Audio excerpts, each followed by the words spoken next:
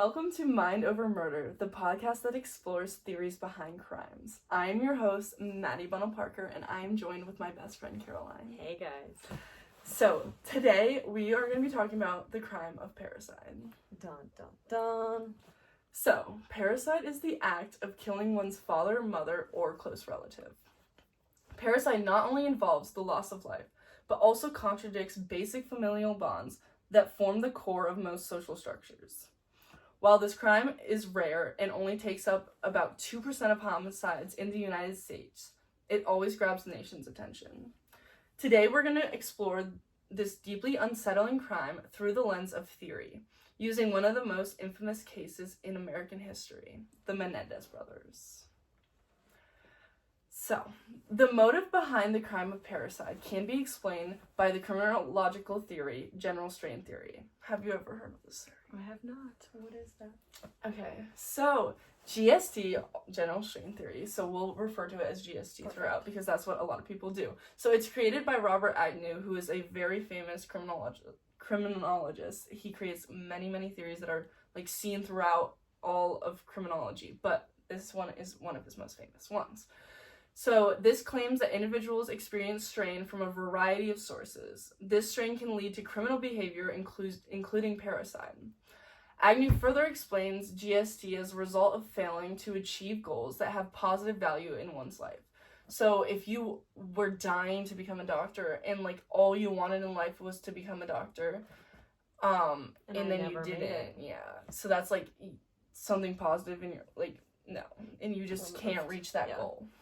Agnew further explains this theory as identifying two key types of strain. These two types include the removal of positive stimuli, so getting rid of something that is positive in one's life, so that could be a family member dying or being rejected from your family, as well as the presentation of negative stimuli, so that's bringing something negative into one's life, and that can be neglect or domestic violence and stuff like that. So the impact of the stimuli is based on the magnitude, recency, duration, and clustering of the events. Okay. The theory emphasizes that strain creates negative emotions, such as frustration, but most importantly, anger. Anger is the most important emotion when it comes to crime. Okay. Especially violent crimes. So how does this, relate to parricide? Yes, so that is a great question because abuse is an example of the presentation of negative stimulus. Relating back to the impact of the stimuli, childhood abuse has a strong magnitude. It's traumatic. You're never going to forget it. Yeah. The events can happen recently or not. They'll still mean the same to you. Okay. And the duration can span anywhere from a single event years ago to happening throughout a child's whole entire life. And lastly, when it comes to clustering, most children that are abused lack social environments, so they have no friends and they often have bad grades or they act out in school. Yeah. So abused, failing, and a loner. So that's clustered events, 3 events.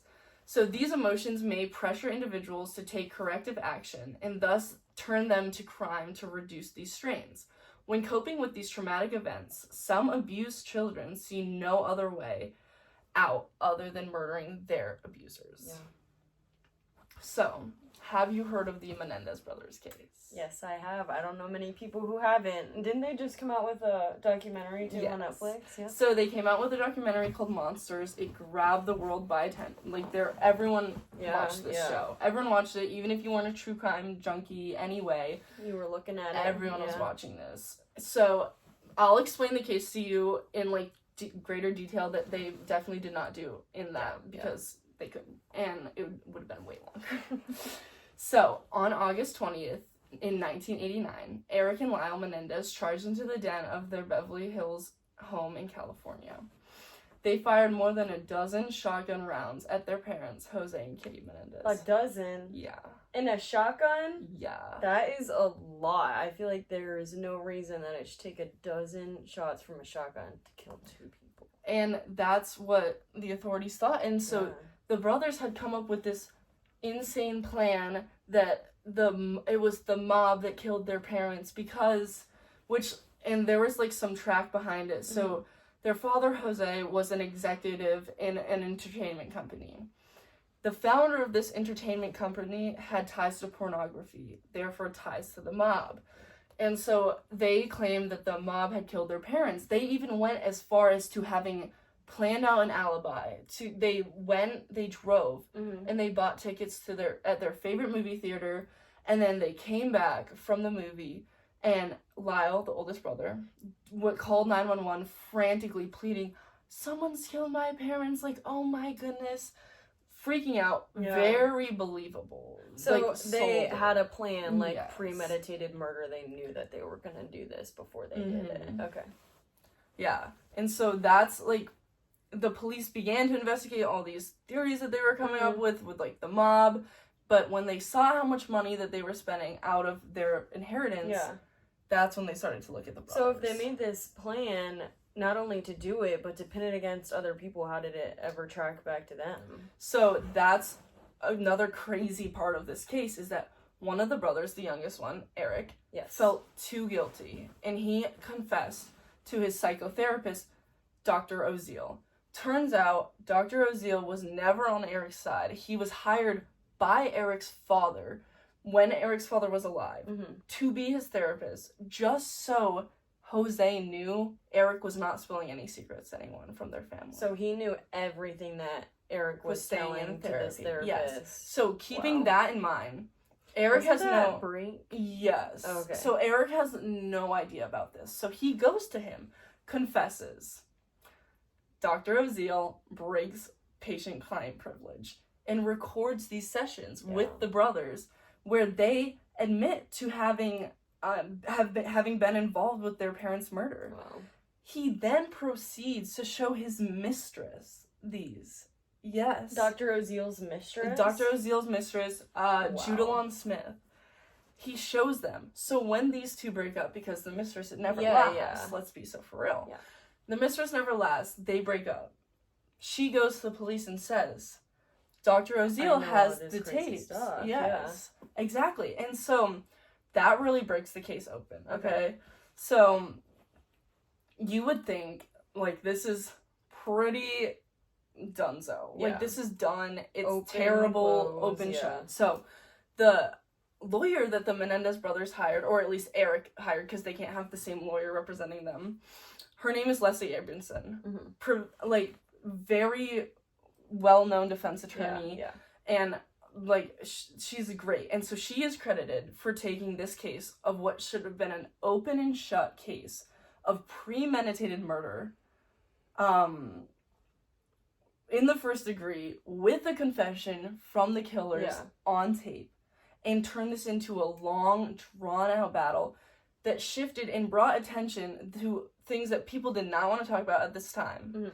Because keep in mind, this is 1989. Yeah. So the thought of abuse and like sexual abuse was no one wanted to talk about it, especially when it came to men, because it was this thought that was perceived that men can't be raped, and like even like the FBI definition like was focused only on women. Like it was this very like public thought. However, this case brought to light sexual assault of men, child abuse, and rape. And like it was the fact that these murders were committed due to years of sexual, physical, and mental abuse that the brothers endured from their father, which they came out and said in their trials. So this is what the brothers testified to. Lyle, the older brother, claimed to have been molested from the ages 6 to 8. However, Eric said he had been molested up until the murders were committed. Yeah.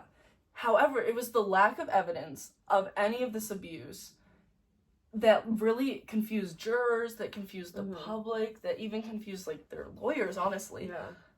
Especially since in the tapes of Dr. Oziel, no mention of sexual abuse. They only eventually ended up telling their psychotherapist about the murders and never even talked about the abuse. Do you think it's because they knew that their father was giving them tapes? Like, does anyone know why? So that's something that we don't know. We still do not know why.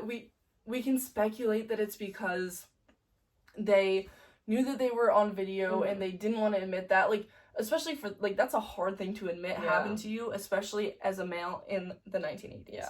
So maybe no one wanted to talk about nobody it. wanted to talk about it. Like, even them, And even though, like, looking at it now in retrospect, that could have saved them. Yeah. They'd probably be out of jail now if they would have just admitted to that. Yeah. Not admitted to it, but admitted that it happened. Yeah.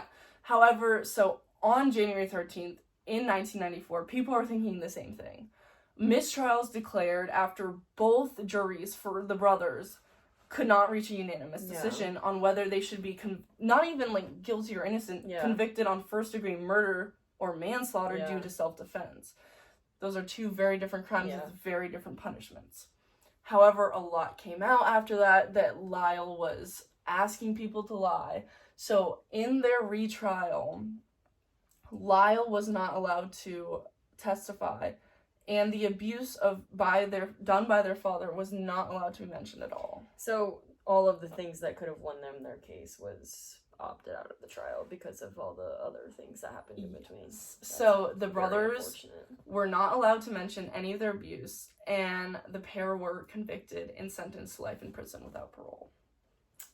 So, like, is there anything that could have been done to even avoid putting them in this situation? Like, are there any steps that they could have made to where they either could have made a different choice to get out of the abuse or, like, handled their situation better to where they didn't have to have the feeling and need to commit parricide? So, remember how I mentioned in general strain theory that anger is the most important emotion when it comes to committing crime?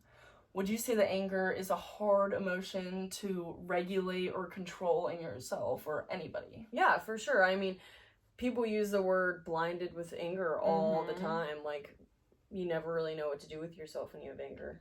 Yeah, so in my opinion, it is critical that people have good coping mechanisms. People who commit crimes are people who do not have strong coping mechanisms when it comes to the emotion of anger. So I would recommend introducing a policy that requires all schools to implement mandatory anger management classes, like once a week, but for all students throughout elementary, middle, and high school. Wow. I mean, not saying it's a bad idea, but it sounds like a lot of work. Are we sure that these anger management classes would even work? Yeah, so there's been lots of studies done on the success of anger management. So it is stated that anger management can improve communication and, most importantly, coping skills. When a person does not use healthy ways of expressing their anger, it can lead to physical and behavioral problems. In these anger management classes, students will work with a licensed therapist to develop these coping skills. Well, that's or good strategy. that it's a trained professional. Yes. These are practical skills that can be used when a person notices that they are becoming angry. There are 3 common techniques that are used in these anger management classes. However, we're going to be talking about one. Cognitive behavioral therapy helps with aggressive behavior, which in crimes tends to be where people blur the lines because they are so aggressive and just are not weighing the costs and benefits of their actions. Blinded with anger. Blinded with rage, exactly. Yeah. So using this technique, patients learn to identify unhelpful or negative thought patterns. According to American Psychological Association, this method involves exposing the people to imaginary incidents that would provoke anger and providing opportunities to self-monitor their anger and practice coping mechanisms. This strategy of cognitive behavioral therapy-based intervention has shown a 76% success rate in reducing aggressive behaviors. Wow, that's really high. And also, participants in this type technique and others, participants in anger management programs often report a 50 to 70% reduction in anger outbursts. That's awesome. So, what I'm saying is, even if you are not having issues with anger or rage or anything like that, it cannot hurt to take an anger management class. It's not a waste of money for schools to provide everyone with anger management because no matter what, it can be useful. Since it is often bad coping mechanisms that lead to crime in the first place, having children participate in anger management classes from a young age through their teenage years could reduce crime, according to GST. And honestly, I mean, even if these children are, you know, struggling with abuse or neglect at this time, if they already are put in the situation where they're learning how to cope with their anger and going through all these anger management classes, and then later in their life, say their teenage years, they are put in the position where they're facing neglect and even abuse, or even in a domestic violence relationship, then they can use these coping mechanisms that they learned all through their elementary and middle school careers to help them in the situations to even then prevent the parasite from happening in that situation too. It can help what is already happening, and it can help prevent things that happen. Yeah, that's awesome. Yeah. I think that's Thank you again, Caroline, for being on Mind Over Murder. We love having you as a guest, and we hope you liked our case that we brought to you.